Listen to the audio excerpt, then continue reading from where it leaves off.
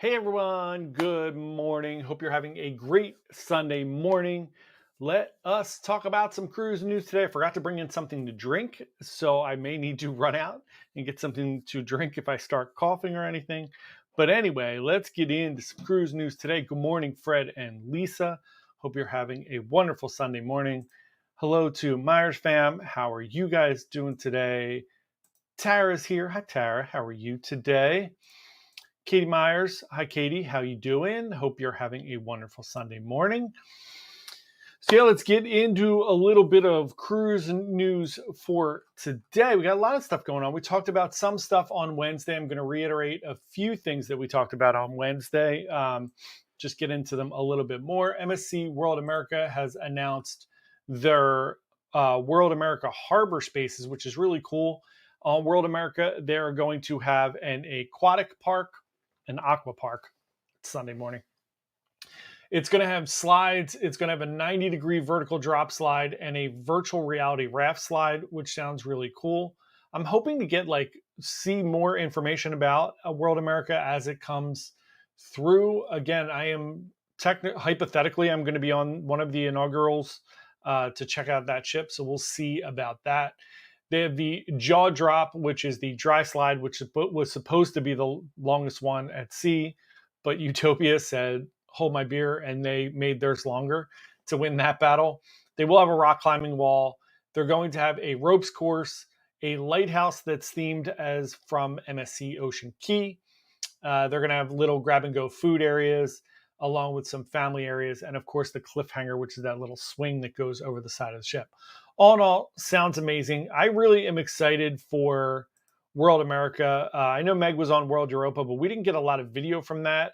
It was more of a vacation for her, and she was having a good time with her husband, so they didn't do a ton of video or anything like that. So I'm excited to get on board and really check out World America, and I hope it is very, very awesome.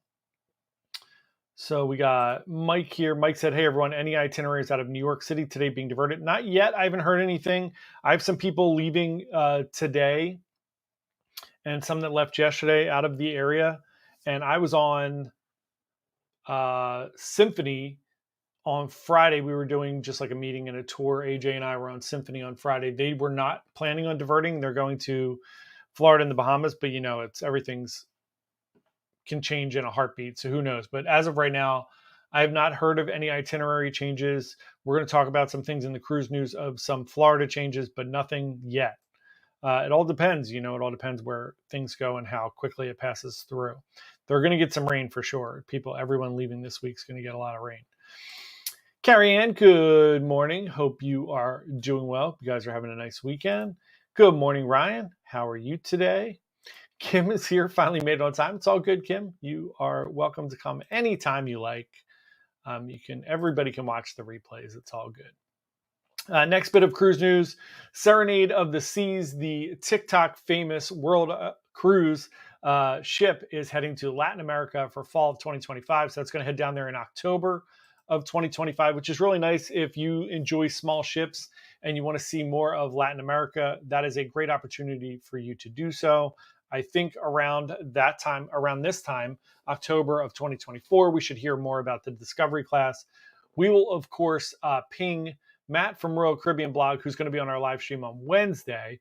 We'll ask him questions about the Discovery class. He is way more in the know in Royal Caribbean than we are, so we're going to ask him and figure out what he knows. MSC Cruise Terminal in Miami is going to be the largest cruise terminal in the world. It's going to be all the way at the end of the terminal. They've also announced that terminal complex there is going to be way more like an airport terminal, which is kind of the direction that they're trying to go in Miami. And I actually love this idea. So if you go to any of the cruise terminals down there, it's a bit of a nightmare with how to get to all the different terminals, right? So Carnival has their things, and then Royal has their things, MSC has their things, there's Virgin down there, there's all these other cruise lines. So what they're trying to do is, in the future, maybe make one massive terminal where there's parking, almost like an airplane terminal, right? Where you have restaurants, you have a bunch of stuff in there, and then you just come into the terminal, you'll go through security, and then you'll go to whatever gate your cruise ship is leaving from. Sounds like common sense. I don't know why they didn't think of this previous, but it sounds like a great idea, and I'm excited that they're heading in that direction because it'll streamline parking, it'll streamline getting dropped off, because right now it's a nightmare because everybody's fighting to get into different terminal spaces. So that should be really, really interesting. We shall see about that. Hello, Leslie. Leslie, I have some interesting news for you in a minute, which I think you will enjoy. One other one we talked about on Wednesday evening, Holland America is going to be hosting a 133-day pole-to-pole cruise, going from the North Pole to the South Pole. Again, if you're interested in smaller ships and really interesting itineraries that aren't just Caribbean focused or anything like that, this is a great one for you. I think it looks awesome. I would love to have a client go on. 133 days is just too long for me, but I would love for somebody to go on that and let me know how it is. It would be great. If anybody would like to go on that and pay for the cruise, I will pay for you to do some content for us. So go do it. Somebody go do it. Two Old Farts, good morning. How are you today? Hope you guys are doing well. I'm going to have to get something to drink in a minute. I will do that. So Leslie, interesting bit of cruise news that popped up this week. I got an email from Norwegian. So if anybody is interested in booking, this will go out in our email tomorrow. We do an email every Monday. If you haven't signed up yet, go to bitesizecruises.com and just put in your email address there. You'll get our Monday emails. It has some like tips and tricks and some cruise deals, sales that are going on. We're going to try to make it better and better every week. So right now, if you book a cruise between August 1st and August 14th on Norwegian, and it is any breakaway sailings out of Boston for 2026 or any jewel sailings out of Philadelphia for 2026, you get additional onboard credit. So whatever the deal is with Norwegian, they're going to give you those onboard credits. Norwegian is going to throw in an additional $50 onboard credit for Ocean View and Inside, and an additional $100 onboard credit if you book a balcony. So it's new bookings only, obviously. You can combine it with any other promotions. It'll automatically be added to your booking. So if anybody's interested in doing that, there you go. It's a fun thing to do. Myers fam said 133 days too long for me. Yeah, for sure. 2 weeks for me. I think 2 weeks is my limit. I could, especially on one ship, right? I could jump around a little, do a few back-to-backs or side-to-sides, like maybe 3 side-to-sides, especially if it was like a bigger ship like an Oasis or Icon class. But no way on 133. No way. Next up, we talked a lot about it. I did a video about it this week. Norwegian Encore is getting a massive upgrade in late November, early December of this year. They are going to be adding a brand new Spice H2O to the ship, which looks amazing. It's going to have some hot tubs in there. It's going to be strictly adults only. I don't think they're going to wind up doing like events out there, like the glow party and stuff, because I think it's going to be adults only all the time, which I love. So it's going to be more like the Solarium on Royal. That sounds great. They're going to be expanding some of the restaurants like Cagney's. They're going to be getting rid of Los Lobos. They're going to be expanding Teppanyaki. So I love all of those things. I did a whole video on that on Thursday. If you want to check that out, you can check out that video. Katie Meyer said, a little off cruise news, love the t-shirt. Where did you get it? So Katie, it's interesting, right? And this is not like a religious thing at all. Everybody can believe whatever they want to believe. So there's this TV show called The Chosen. It's about this. There's a long backstory to it. And it's all kind of weird religious things, but they do like the history of like Jesus in the Bible, and they try to make it like fictional. So they make up backstories like Matthew has autism, all these different things. So one of their big things is get used to different. So it was like a catchphrase from the show. I just like the shirt, so I bought the shirt. Again, you can believe whatever you like about religion. But yeah, they're cool shirts. They have a bunch of cool shirts. They have good swag, good marketing. So Ryan said, I can't on the 133 days. And then I can't believe they're all doing all that in a few weeks, especially Spice H2O. Yeah, it's crazy. That's the great thing about cruise ships. I think we all forget, like cruise ships are very modular. So they're just things that they snap in. So I think especially for Cagney, first of all, Cagney is going to be easy, right? Because Los Lobos is already there. I think all they're doing is removing the separator in the back. There's like a little wooden separator with like some plastic or glass there, plexiglass. They'll remove that and then probably just change the carpet and the tables and chairs. That one's pretty easy. The teppanyaki one, same. I think they're just going to pull out that section of Coco's and replace it with larger teppanyaki. So it's probably just knocking down a few walls. And those are easy, right? It's not like they're drywall and cement and all this. It's mostly aluminum with some coverings. And then Spice H2O is probably my guess, if I had to guess.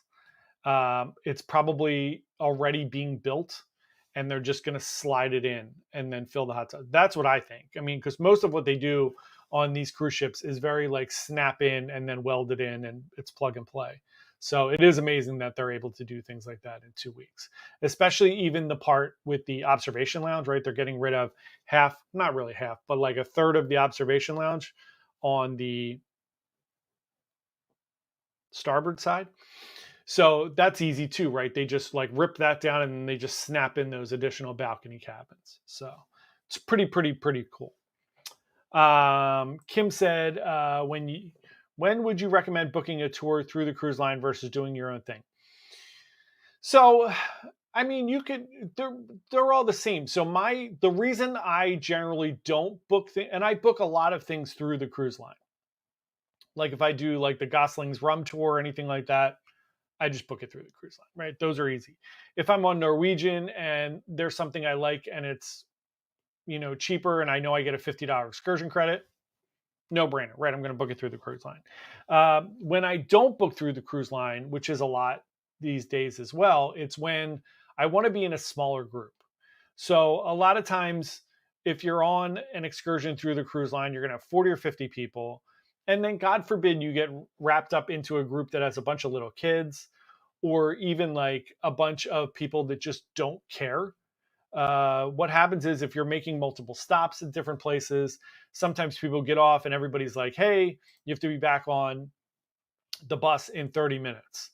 And all of a sudden it's 45, 50 minutes and they can't leave. They're not going to leave those people.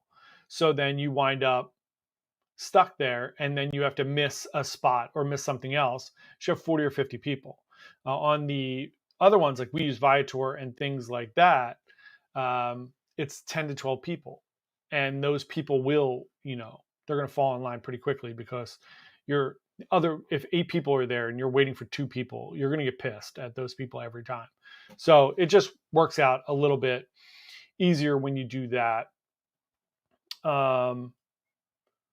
But yeah, otherwise it doesn't really matter. I mean, even somebody did a video this week, I forget who it was, about the cruise lines will wait for tours that are late from other cruise lines, from other things as well. You just have to call the port. That's why I tell everybody, like, take the little like day planner thing with you because they will wait for you. There's a port number on there. If you call the harbor master and just say, hey, we were on a tour and something happened, we're going to be 20 minutes late. There's buffer built in. They will wait for you. They're not going to wait 2 hours, right? But it's the same that's what Norwegian does or Royal does. Their tour people, it's the same tours. The same companies are running those tours. They just call the harbor master and say, hey, we're 15 minutes behind, something happened. And the captain makes a decision, says, okay, no problem. We'll wait. It's all good. So those are the reasons I do it. I will be right back. I'm just grabbing something to drink, guys. I'll be right back.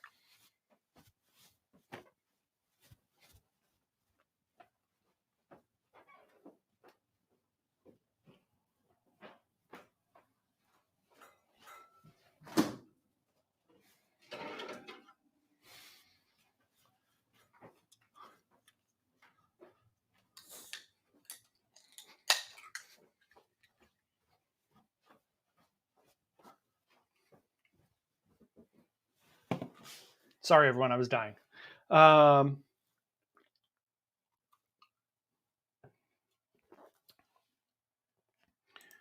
Leslie said, I would love to do 4 months on a cruise ship. Leslie, if you want to do it, I'll give you a camera.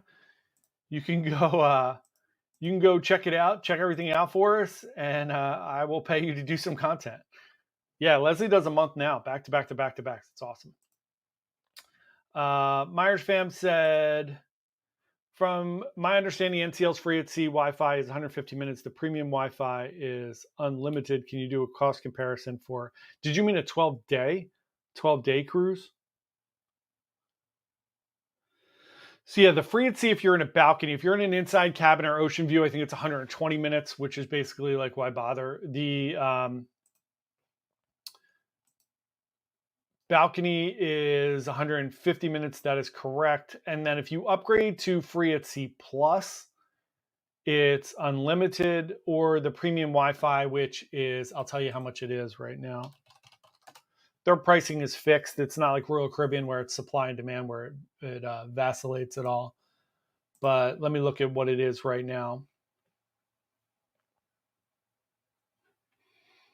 So for my Bermuda trip on Prima next year, it's my next NCL one. Let me see how much it is.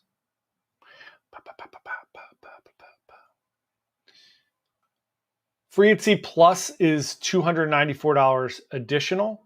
So if you had Free at Sea Plus and you wanted to, upgrade to that, that's how much it would cost to upgrade to that. However, that gives you the top shelf beverage package, bottled water, which is a big one, unlimited Starbucks, unlimited Wi-Fi, and then another $50 shore excursion credit for the second guest. So that's pretty awesome. And that's, in my opinion, for 200 and some bucks per person, it's 1,000,000% worth it. That's 100% worth it. If you upgrade to unlimited Wi-Fi only, so if you have free at sea, it is $109 just to upgrade to unlimited Wi-Fi. If you wanted to upload to streaming premium Wi-Fi, that is $179. So that's the difference per person. It's $294 per person for the free at sea plus. Yeah, so that's what it is. And I just did it for, I'm trying to think. Let me see. I just did it for Peter. It is for Ryan is correct. So it's like $340 something per person for free at sea plus for two people, which is really, really not fair. So it's $50 more per person if you are with two people, which doesn't make any sense. I mean, you're basically just paying for the additional excursion credit per tour, but you can get that at every port. So if you're doing multiple ports, it's still definitely worth it.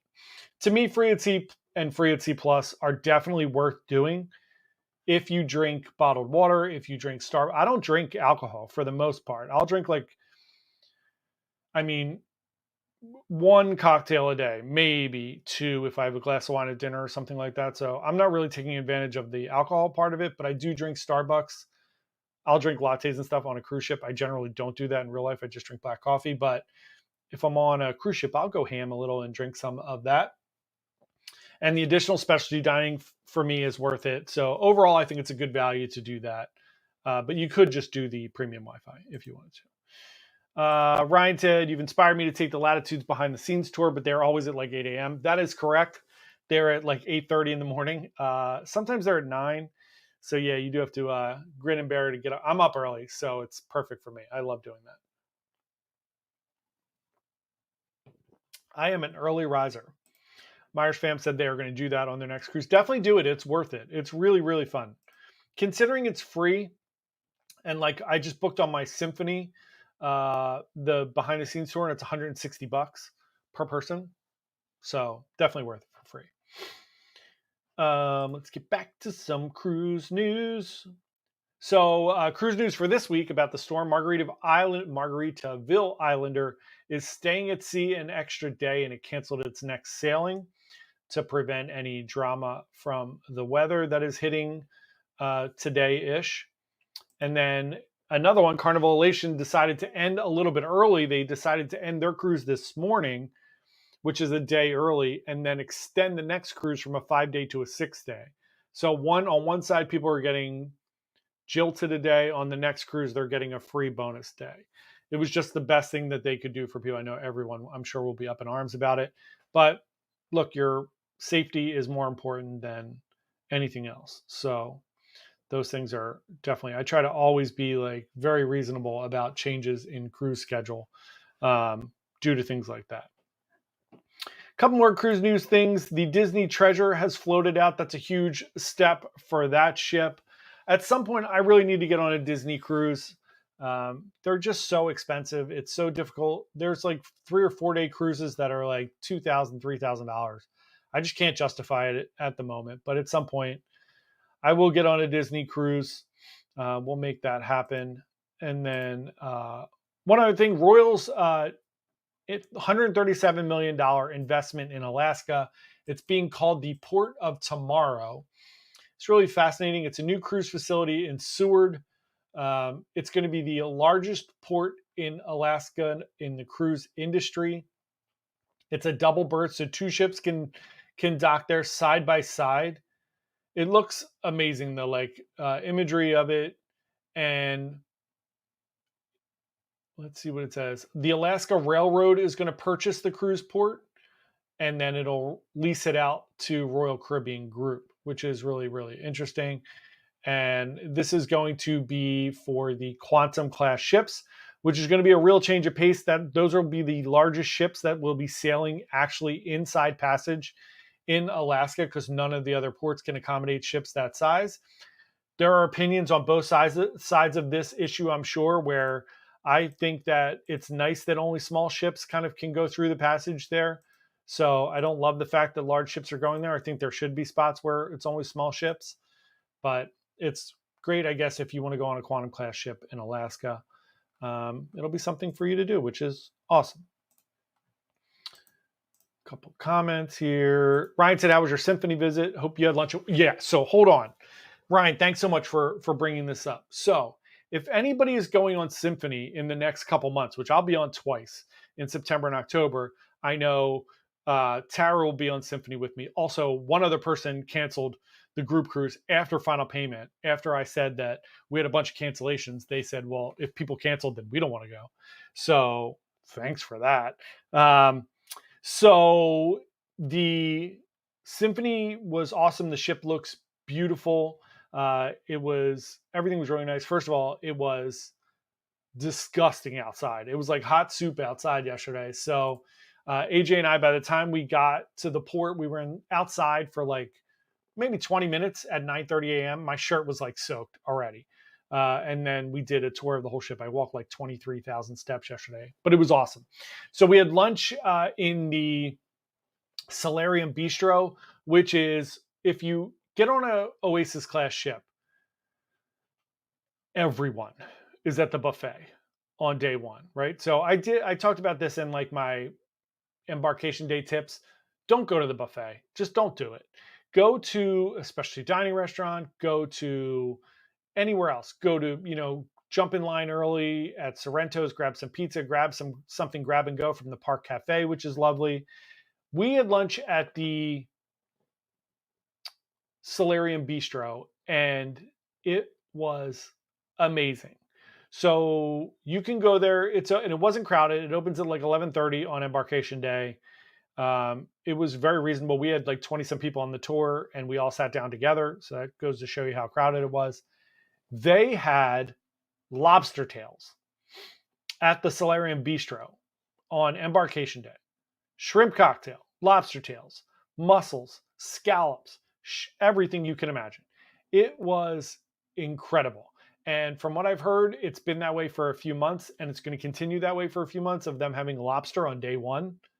They had it in the buffet as well, but I'm not going up to the buffet on day one, but they had it in Solarium Bistro, and it was wonderful. So just heads up, if you're getting on Symphony in the next couple months, go to Solarium Bistro, grab yourself some lobster tails.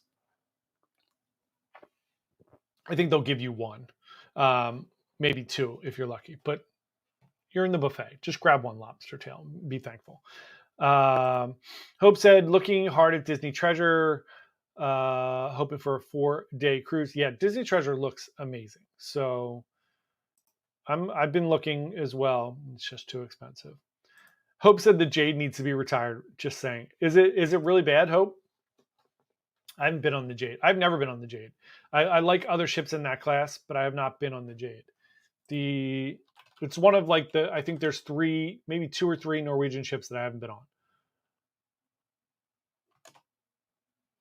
The Jade was launched in 2006, so it's almost 20 years old. It shouldn't be that bad. 20 years isn't bad. Hope said really, really bad. Oh, it's such a shame, Hope. I'm so sad. I'm so sad about that. I don't know when the last time the Jade was in dry dock.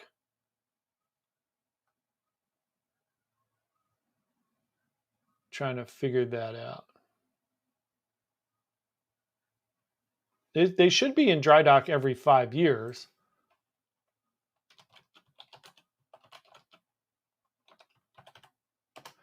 Ryan said they rolled out the red carpet for you. Yeah, I wish they did. It's awesome. I was shocked because we asked. We were like, hey, do they always have lobster tails? And she's like, not only do they have it in the Solarium Bistro, they have it in the regular buffet. This is icon money. The icon money is rolling in. And they're throwing out lobster tails on me. That's why the cruises are so expensive. It says Jade was refurbished in 2022. Who knows? I don't know. That's sad, though. I'm sorry, Hope. That's terrible. I wish it wasn't like that. I love some of those older ships, and that's not even that old. So I'm sorry. That really stinks. Yeah, so the only other piece of cruise news I have for you is we still have our Meraviglia sale going on. MSC has given us exclusive onboard credit. Whatever. So if you are interested in going on the Meraviglia in September or October, and the prices are really good if anybody wants to get away for a quick cruise out of Brooklyn. They're doing an additional onboard credit. So it is $25 onboard credit for, was it 25? I don't know. Whatever, $25 onboard credit. Sure, we'll say that for inside and ocean view, $50 for balcony, $100 for yacht club, and you get 2 specialty dining credits for yacht club as well. So that's a really good deal. So yeah, if anybody's interested in MSC Meraviglia, let me know, and we will book you right away. That's going to do it for the cruise news today. I hope everybody has a wonderful rest of the day Sunday. Remember, Wednesday, we're going to have Matt Hochberg from RoyalCaribbeanBlog.com on our live stream. So bring your Royal Caribbean questions. We're going to talk about Matt's past. Matt has a long past with Disney. He used to do a lot of Disney vlogging. Then he switched over to Royal Caribbean a while ago. And he is now, I think, on like the non-Royal Caribbean people, he is the leading expert on all things Royal Caribbean on YouTube. So he is awesome, just has a wealth of knowledge. He's been on Icon a few times already and Utopia a few times. So we're going to talk a lot about the Royal Railway. We're going to talk about the Key. We're going to talk about a bunch of Royal Caribbean things on Wednesday. So if you have questions about Royal Caribbean or any, as normal, any other questions, please bring them. Otherwise, we will see everybody on Wednesday. Tomorrow, I'm going to have some Alaska videos coming out. I think I have to get them done. So we're going to do a like basic Alaska video, and then we're going to do an Alaska video about each port and excursions and things to do like that in Alaska. But otherwise, I hope everybody has a wonderful rest of your Sunday morning, and I'll see everybody later this week. See you guys. Have a great day. Bye.